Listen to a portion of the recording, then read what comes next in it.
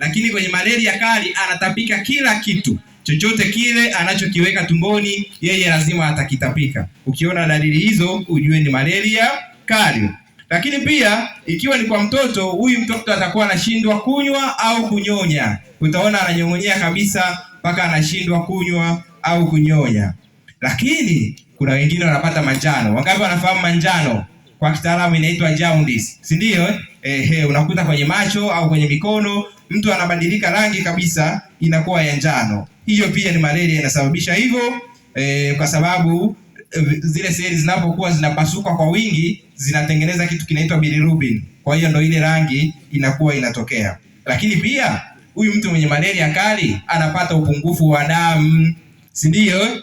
Tumeshaelezwa mwanzo hivi vimelea vinashambulia seli za damu, seli nyekundu za damu. Kwa hiyo huyu mtu atapata upungufu mkubwa wa damu. Lakini pia kuna dalili nyingine, mtu anapata maji kwenye mapafu. Kitaalamu inaitwa pulmonary edema. Ni ugonjwa mdogo wa malaria, lakini tunaona dalili zake ni kubwa na inaweza kusababisha madhara makubwa. Inatengeneza maji kwenye mapafu kwa sababu inasababisha ile mishipa ya damu kwenye mapafu inavimba na kutengeneza maji. Lakini pia wangapi wanafahamu degedege? Na wamewahi kuiona degedege? Ni dalili pia malaria ambayo ni kali sana.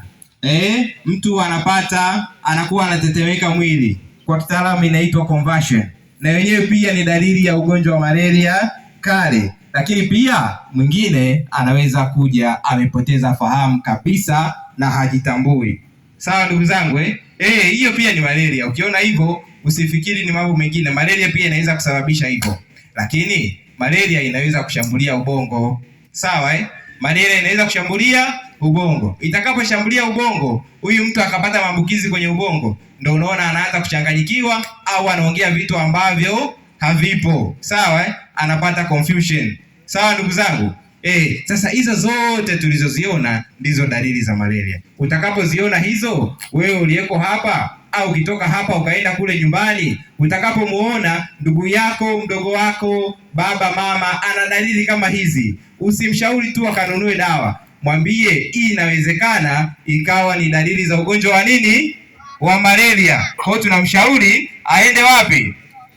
Aende hospitali akaonane na madaktari. Dalili zinaweza kuendana na magonjwa mengine mengi, lakini vipimo ndio vitasema. Tunaye mtaalamu atakuja kutueleza namna gani tunaweza kugundua kwamba hii ni malaria au ni ugonjwa mwingine. Si ndio ndugu zangu?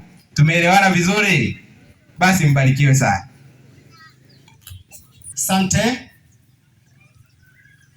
Utambuzi wa ugonjwa huu wa malaria huanza tu mara baada ya daktari kupata maelezo kutoka kwa mgonjwa kulingana na dalili ambazo anazipata, na kisha kumtuma katika chumba cha upimaji ambacho kitaalamu tunaita maabara.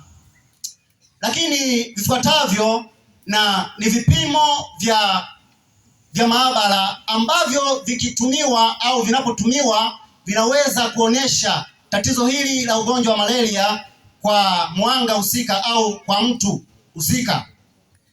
Kipimo cha kwanza kinaitwa MRDT.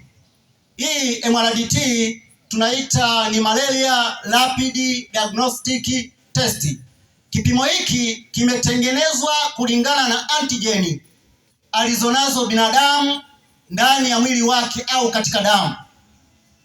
MRDT na uchukua kiasi kidogo tu cha damu katika kidole cha mtu au cha mgonjwa na kisha kuwekwa katika kipimo hiki ambacho kinazo sehemu kuu mbili. Sehemu ya kwanza ni mahali ambapo inawekwa damu ya mgonjwa, tunaita patient. Lakini sehemu ya pili ni mahali ambapo inawekwa dawa. Kipimo hiki hakiwezi kikatoa majibu ya kwamba mtu ana ugonjwa baada tu ya kuwekwa damu ikiwa haujaweka dawa yake husika, na hivyo inahitajika kuwekwa dawa yake husika ili kiweze kutoa majibu sahihi. Na kipimo hiki kinatumia dakika 15 hadi dakika 20 ili kiweze kutoa majibu sahihi. Na wakati wa kutoa majibu ya kuonesha ya kwamba huyu mtu tayari anasumbuliwa na malaria au hana malaria, kitakuwa pia kitaonesha kwa sehemu mbili. Sehemu ya kwanza kitaonesha upande ule ambao umebeba sehemu inayoitwa control line. Control line ni sehemu ya uhakiki wa kipimo, na sehemu hii ndiyo inatuonesha ya kwamba kipimo chetu kiko sahihi kabisa na wala hakina shida yoyote, maana kimesoma vizuri. Lakini sehemu ya pili inayopatikana katika kipimo hiki cha MRDT ni sehemu ya mgonjwa, na sehemu hii ya mgonjwa inabeba sehemu mbili, kulingana na aina ya spishi ambazo wametuambia madaktari ya vimelea tulivyo navyo vya aina za Plasmodium wa malaria, ambao tuna PF ambayo ni Plasmodium falciparum inayopatikana pia katika jamii yetu na katika taifa letu la Tanzania. Lakini sehemu ya pili inakuwa na pani.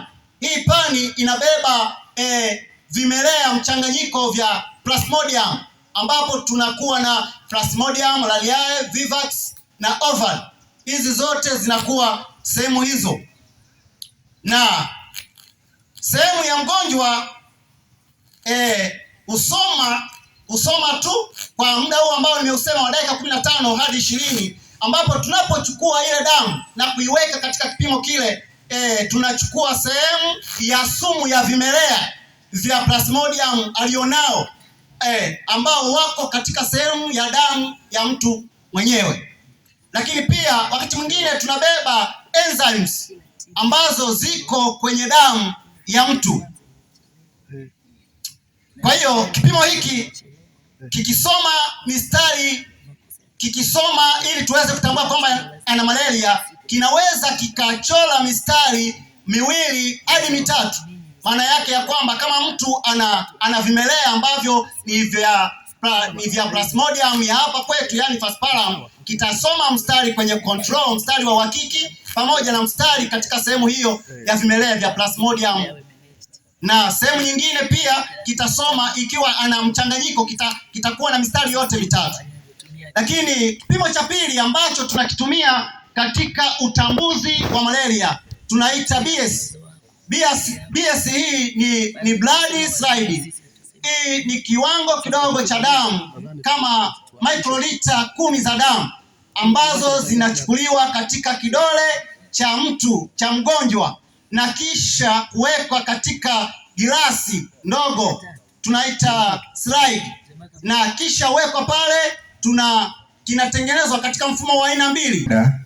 Naenda kuongea vitu vya msingi sana ambavyo vinaweza vikatokea baada ya wewe kuwa tayari una maambukizi ya huu ugonjwa. Na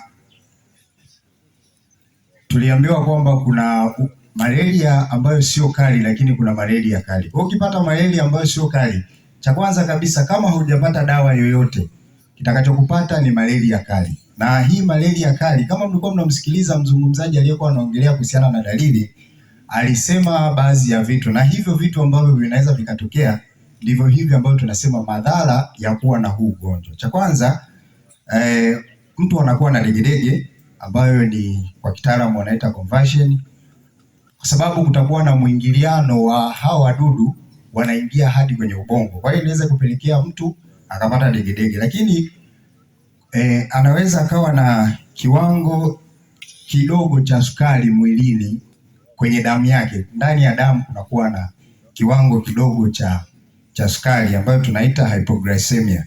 Lakini vile vile mtu huyo anaweza akawa na kiwango kidogo cha damu, na kitaalamu wanaita severe anemia, ambapo hii inaweza ikaambatana na kitu kimoja kinaitwa manjano, kwa sababu kutakuwa na uvunjwaji mwingi wa red blood cells ambayo ni chembe nyekundu za damu.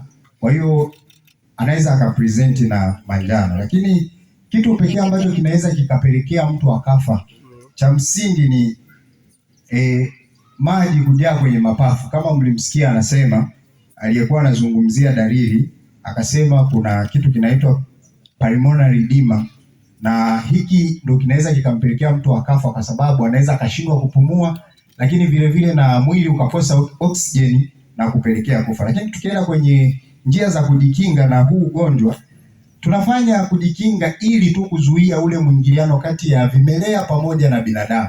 Na huu hizi njia ni zipi sasa? Ya kwanza, kukata nyasi ambazo zinakuwa zimetuzunguka kwa ajili ya kuua makazi ya hawa wadudu ambao ni mbu, ambao wamebeba wale vimelea wa ugonjwa wa malaria. Lakini kudhibiti madimbwi karibu na maeneo ambayo sisi tunaishi, ili kuzuia tu kuzaliana kwa hawa wadudu. Lakini kuna kitu kingine, kutumia dawa ambazo zinaweza kutumika kwa ajili ya kuua hawa wadudu. Lakini kingine ni matumizi ya neti.